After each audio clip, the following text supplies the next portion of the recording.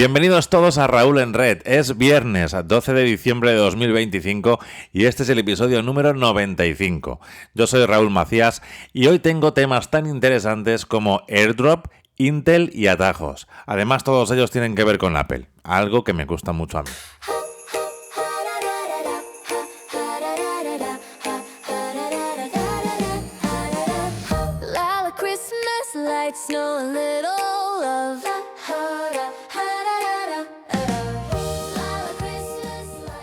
Ya que estamos en época navideña, qué menos que ambientarnos un poco con la música del momento.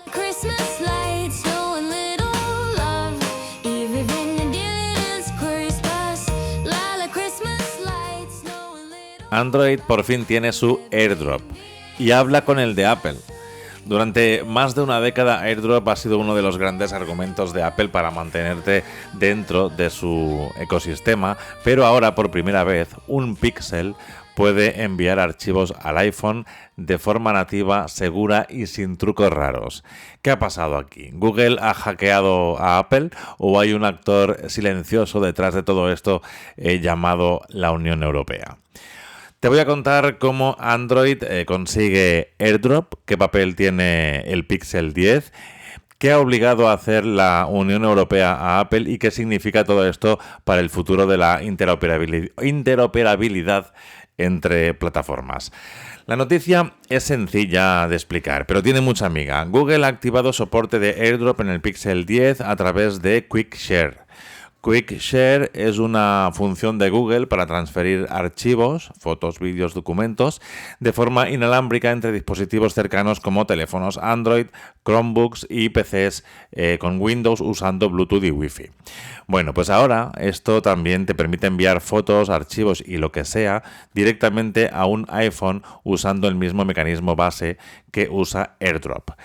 A primera vista parecía una jugada más agresiva de Google, casi como cuando apps como Viper intentaron meter iMessage en Android, pero en realidad esta vez el movimiento se apoya en estándares oficiales y en cambios que Apple se ha visto obligada a hacer.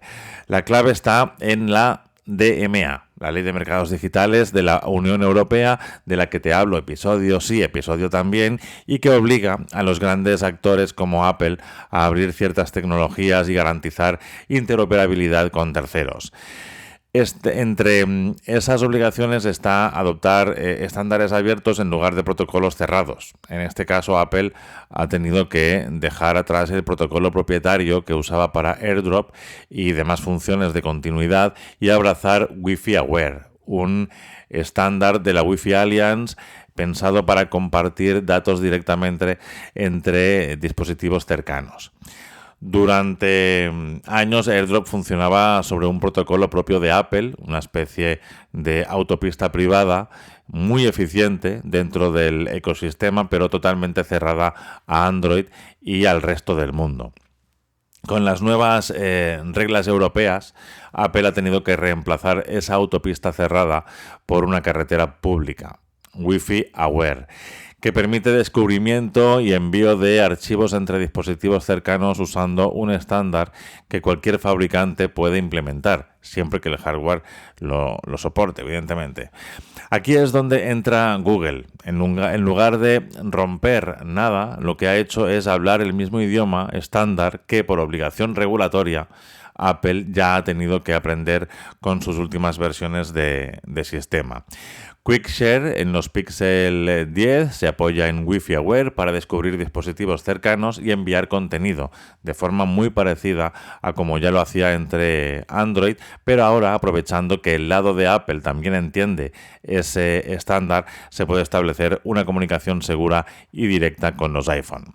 Lo curioso es que Apple oficialmente no ha abierto AirDrop a Android, ni ha anunciado ninguna colaboración con Google, pero aún así ha sido clave en que esto ocurra, al adoptar Wi-Fi Aware y abandonar su protocolo privado para cumplir con la normativa europea, ha creado sin querer el hueco perfecto para que Google implemente un cliente compatible desde Android, dando a los usuarios de Pixel 10 una experiencia que desde el punto de vista práctico se siente como AirDrop entre plataformas.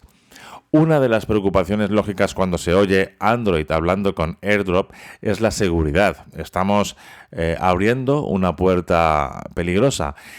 En este caso, tanto el estándar Wi-Fi Aware como la implementación de QuickShare están diseñados para mantener autenticación, permisos y cifrado en la comunicación. Aún así, hay un matiz importante.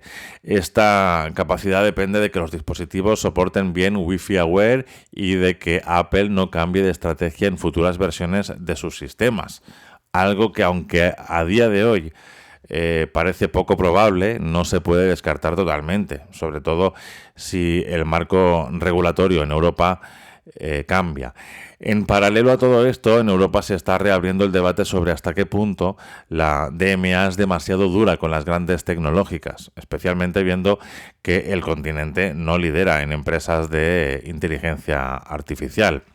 Apple, por su parte, sigue presionando para debilitar o incluso tumbar partes de la DMA, así que funciones como esta interoperabilidad vía AirDrop podrían convertirse en un pequeño experimento temporal si en algún momento el marco regulatorio se suavizara.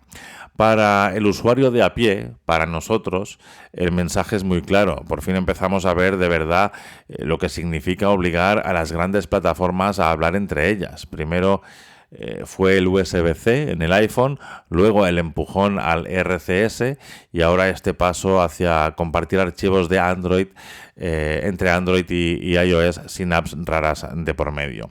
Si esto se consolida y se extiende a más fabricantes Android, podemos estar ante el principio del fin de esa barrera absurda de que no te puedo pasar el vídeo porque tú tienes iPhone y yo Android, y eso como usuarios es una estupenda, una perfecta noticia. En resumen, Android no ha hackeado AirDrop, sino que ha aprovechado un cambio obligado por la Unión Europea para hablar el mismo idioma que Apple en el terreno del intercambio de archivos. El Pixel 10 es el primer beneficiado, pero esto puede ser solo el comienzo.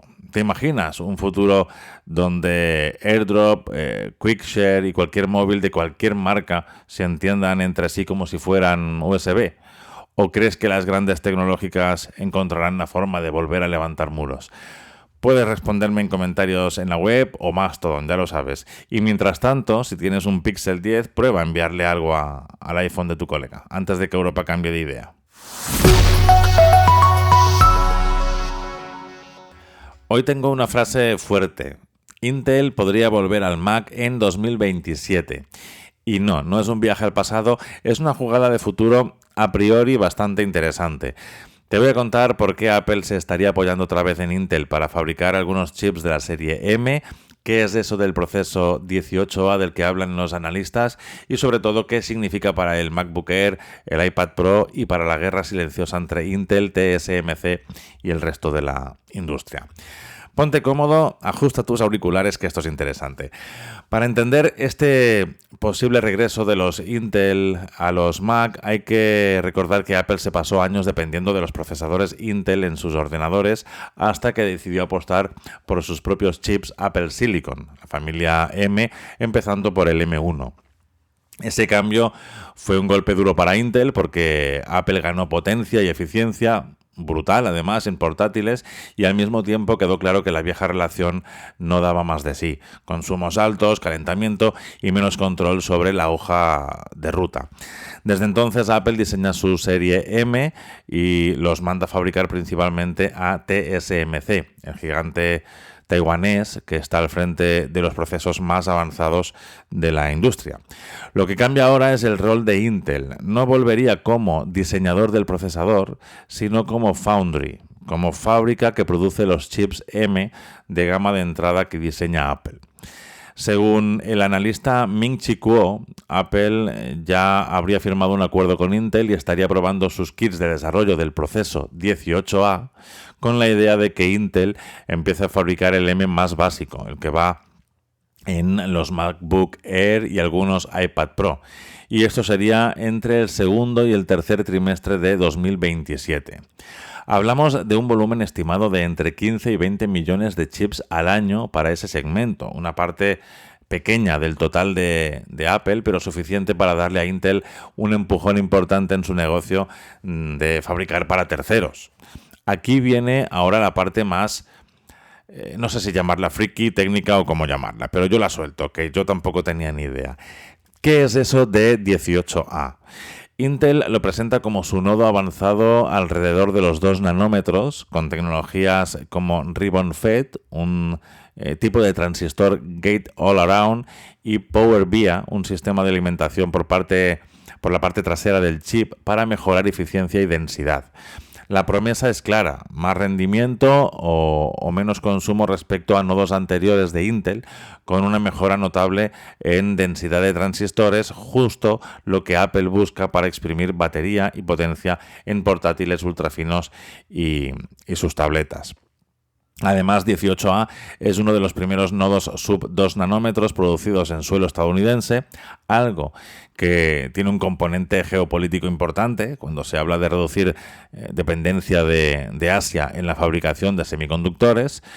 Entonces, ¿por qué Apple se complicaría la vida trabajando con otra fábrica en lugar de seguir solo con TSMC? Primero, por diversificación, depender al 100% de un único proveedor en Taiwán es un riesgo enorme en un mundo con tensiones geopolíticas y cadenas de suministro delicadas. Segundo, porque usar Intel para los M de gama baja le permite a Apple probar el nodo 18A en productos menos críticos, mientras reserva los nodos más punteros de TSMC para chips de gama alta como los del iPhone o los MacBook o la gama Mac Pro. Y tercero, porque a Intel y TSMC compitiendo, tenerlos compitiendo por tus pedidos te da más margen de negociación en precios, en capacidad, en prioridad, en la hoja de ruta. Para Intel, este posible contrato con Apple es casi un sello de calidad. Si convences a Apple para poner su serie M en tu proceso 18A, mandas un mensaje muy potente al resto de grandes clientes que dudan entre distintas foundries, en este caso. La compañía lleva años, además, intentando relanzar su negocio de fabricación para terceros y ha advertido que los primeros años de 18A tendrán márgenes flojos mientras suben los rendimientos y se estabiliza el proceso. Eso sí, la presión es máxima. Si Intel falla en plazos o en calidad, Apple puede retrasar o recortar el plan y el daño reputacional sería enorme en un momento en el que se juega su credibilidad como alternativa real a TSMC y a Samsung. En el día a día, si todo sale bien, el usuario de MacBook Air o iPad Pro probablemente no notará qué fábrica está detrás del chip, pero sí podría beneficiarse de mejores baterías, diseños aún más finos y quizá, ojalá, precios algo más ajustados en la gama de entrada. También abre la puerta a que Apple reserve sus chips más extremos y caros de fabricar para los modelos Pro y Ultra, mientras que delega en Intel volúmenes más grandes de productos mainstream optimizados para consumo y coste. Eso sí, si el calendario se retrasa porque el kit de desarrollo maduro de 18A llega más tarde de lo previsto o los rendimientos no son estables, esos productos podrían moverse en la hoja de ruta o seguir dependiendo más tiempo de TSMC. Hay varias incógnitas abiertas. 2027 queda lejos a día de hoy y en el mundo de los semiconductores 2 años pueden cambiar el mapa entero. TSMC no se va a quedar quieta y la propia Apple podría ajustar su estrategia si ve que un solo proveedor sigue siendo más eficiente. También está la cuestión política. Este movimiento encaja con la presión de Estados Unidos para traer más fabricación avanzada al país y a Apple le viene bien quedar como empresa que apoya esa estrategia sin renunciar a sus socios en Asia. Todo esto convierte el posible regreso de Intel al Mac en algo más que un simple contrato. Es una pieza más en el puzzle de quien controlará la próxima década de chips avanzados. Resumiendo, no es que vuelvan los Macs con Intel, tal y como los conocíamos, sino que podríamos ver chips de Apple fabricados por Intel a partir de 2027, empezando por la gama de entrada, si el proceso 18A cumple todo lo prometido. Para Apple es diversificación y estrategia, para Intel una oportunidad de oro para volver a jugar en primera división y para nosotros, usuarios, un recordatorio de que la verdadera batalla de la tecnología se libra cada vez más dentro del silicio. ¿Tú cómo lo ves? ¿Te preocupa quién fabrica el chip de tu MacBook Air o mientras rinda y no se caliente te da igual si viene de Intel, TSMC, la Luna? Otra cosa que tienes para comentarme en la web o en Mastodon. Hoy me he propuesto algo que no sé cómo saldrá. Es desmontar un mito. No se necesita ser desarrollador para usar atajos en el iPhone. De hecho, probablemente lo estamos usando mal, todos, o directamente ni lo has abierto nunca.